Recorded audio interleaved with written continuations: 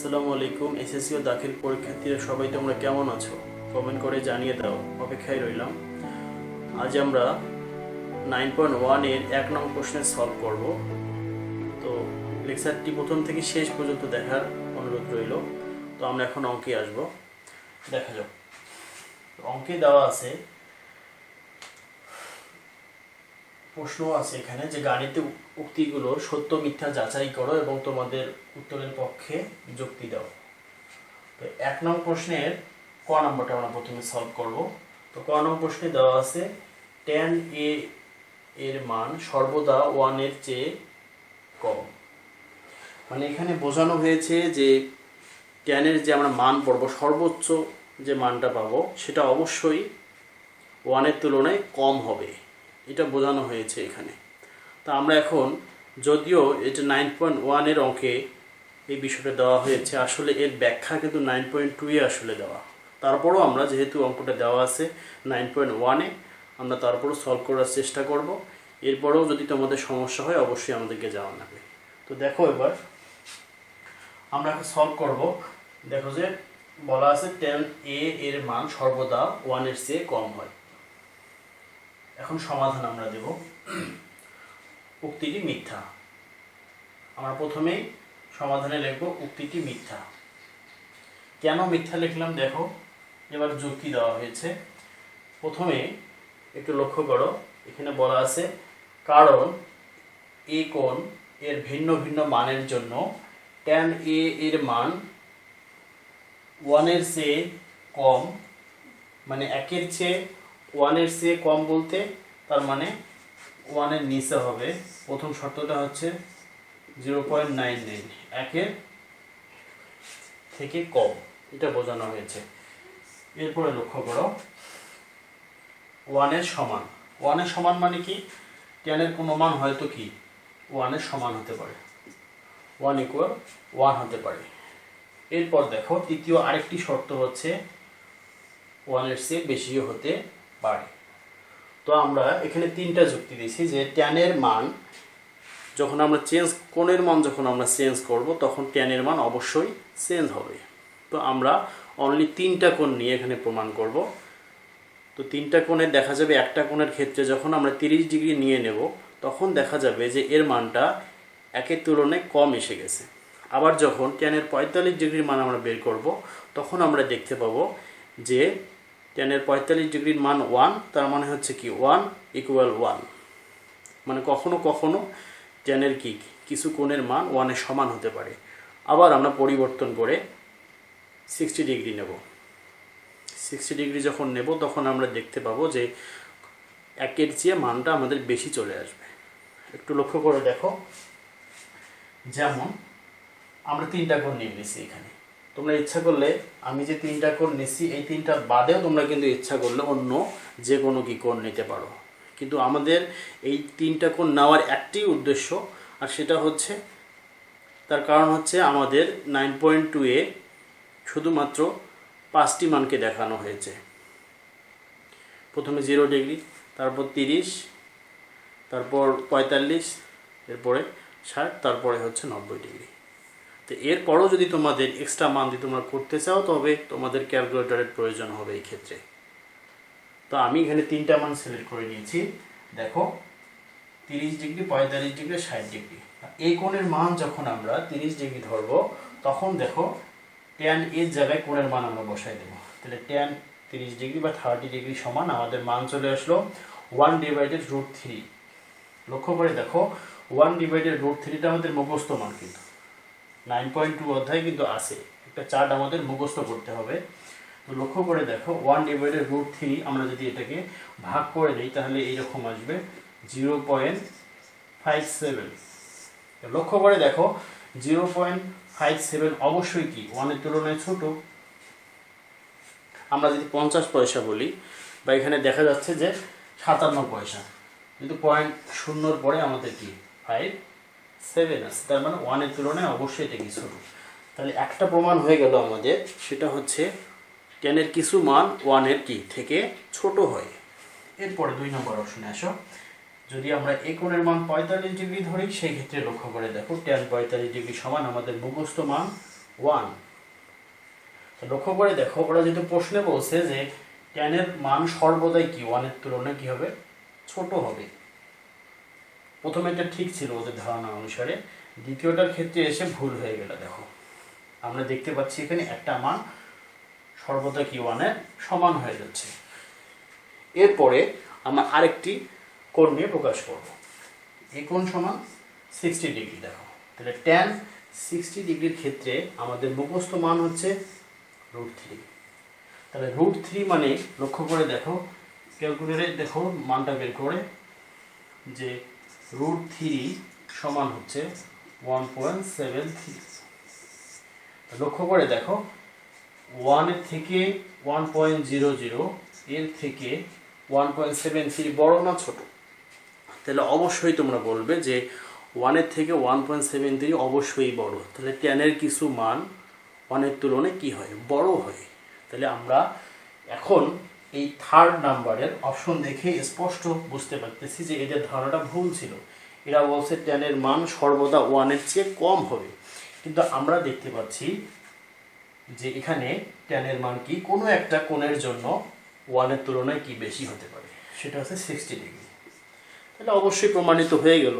আমরা এখন বলতে পারি যে কি tan এর মান সর্বদা কি 1 এর চেয়ে কম নয়। তার মানে বেশিও হতে পারে, কমও হতে পারে, সমানও হতে পারে। তো আশা করি তোমরা সলভটা বুঝে গেছো। তো দেখো শিক্ষার্থীরা, আমরা এখন 1 খ নং প্রশ্নটা সলভ করব। তো তোমরা নোট খাতার সাথে নিয়ে নাও এবং নোট করা শুরু করো এবং বাস্তবিকভাবে বোঝারও চেষ্টা করো। তার কারণ হচ্ছে মুখস্থ কোনো বিদ্যা বেশি দিন থাকবে না, তাই তোমাদের অবশ্যই কি বোঝার চেষ্টা করতে হবে। তো এখন দেখো অঙ্কে দেওয়া আছে যে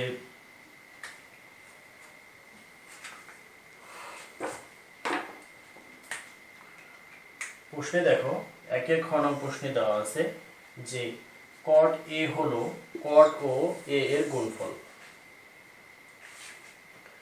তো আমরা এখন সমাধান দেওয়ার চেষ্টা করব। একটু দেখো তোমরা, প্রথমে আমরা লিখে ফেললাম যে উক্তিটি মিথ্যা, উক্তিটি মিথ্যা। এরপর আমরা যুক্তি দিয়েছি। একটু লক্ষ্য করো, দেওয়া আছে যে cot a প্রতীকটি বা সিম্বল যেটাকে বলে থাকি আমরা, cot a প্রতীকটি a কোণের কোট্যানজেন্টের অনুপাতকে বোঝায়। তাহলে এই cot a প্রতীকটির অর্থ কি আসলে দাঁড়ায়? cot এর আসলে নিজস্ব কোনো অর্থ নেই, তার কারণ হচ্ছে cot শুধুমাত্র একটি কোণের মান নির্ণয়ে সহায়তা করে। তার কারণ হচ্ছে cot একটি অপেক্ষক, যার অর্থ হচ্ছে cot এর অর্থ হচ্ছে একটি অপারেটর, যার অর্থ হচ্ছে অপেক্ষক। তাহলে একটি অপেক্ষক কখনো কি নিজের প্রয়োজনে কি ব্যবহৃত হতে পারে না। অপারেটর সব সময় কি অন্যকে সহযোগিতা করার জন্যই ব্যবহার করা হয়। যেমন আমরা ক্যাটালিস্ট বলে থাকি, প্রভাবক বলে থাকি, যে কিনা কি বিক্রিয়া সংগঠিত হতে সহায়তা করে। ঠিক সেই রকমই লক্ষ্য করে দেখো যে cot a প্রতীকটি a কোণের কোট্যানজেন্টের অনুপাতকে বোঝায়। তাহলে লক্ষ্য করো এই যে a কোণ আছে, তাহলে a কোণ সমান আমরা জানি যে একটি সমকোণী ত্রিভুজের একটি কোণকে ফলো করে বা একটি কোণকে ইন্ডিকেট করে ওই সমকোণী ত্রিভুজের যে কোনো দুইটা বাহু নিয়ে আমরা একটি অপারেটরকে আমরা অনুপাত হিসেবে কি বিবেচনা করতে পারি। একটা অপারেটরকে যখন আমরা দুইটা বাহু দ্বারা যখন ভাগ আকারে বা অনুপাত আকারে প্রকাশ করব, তখন সেটাই কি এই প্রতীকের অর্থ বহন করবে। এই জন্য বলা হয়েছে যে এ কোণের কোট্যানজেন্টের অনুপাতকে বোঝায়। যদি আমরা বি দিতাম এখানে, তাহলে বলতাম যে বি। লক্ষ্য করে দেখো একটু, যদি আমি এটা কোণ এখানে নিয়ে নিই, এখন এ বি সি এ, তাহলে এ কোণের যদি প্রকাশ করতে বলি যে এ কোণের cot a তুমি প্রকাশ করো, তাহলে কি হবে? তাহলে অবশ্যই আমরা জানি যে একটা সূত্র আমাদের মনে আছে যে cot a ভুল আছে, তার মানে cot a সমান cos a divided sin a, অথবা আমরা জানি যে cot a সমান ভূমি ডিভাইডেড লম্ব, তাহলে ভূমি ডিভাইডেড লম্ব, ভূমি ডিভাইডেড লম্ব। তাহলে ভূমি এখানে কি লক্ষ্য করো, ভূমি অবশ্যই এখানে এসি,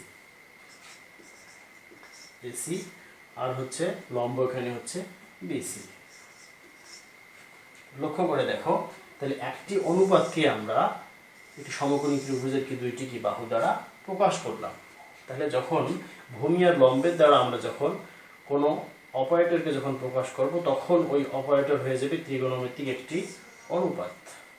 তার মানে একটি অনুপাতকে যদি আমরা বিশ্লেষণ করি বা ভেঙে ফেলি, তাহলে আমরা দুইটা বাহু পাবো, এটা অবশ্যই মনে রাখতে হবে। তাহলে যে কোনো সিস্টেমে যদি এভাবে আসে সাইন এ কট বি ট্যান বি, যেভাবে আসুক না কেন, আমরা এই সংখ্যাটা মনে রাখবো যে এ কোণ থাকলে এ কোণ, বি কোণ থাকলে বি কোণ। তাহলে এ কোণের যদি ট্যান থাকতো তাহলে লিখতাম কি ট্যানজেন্টের কি অনুপাতকে বোঝায়। এরপর একটা কথা বলা হয়েছে, সেটা হচ্ছে এ বাদে কটের কি আলাদা কোনো অর্থ বহন করে না।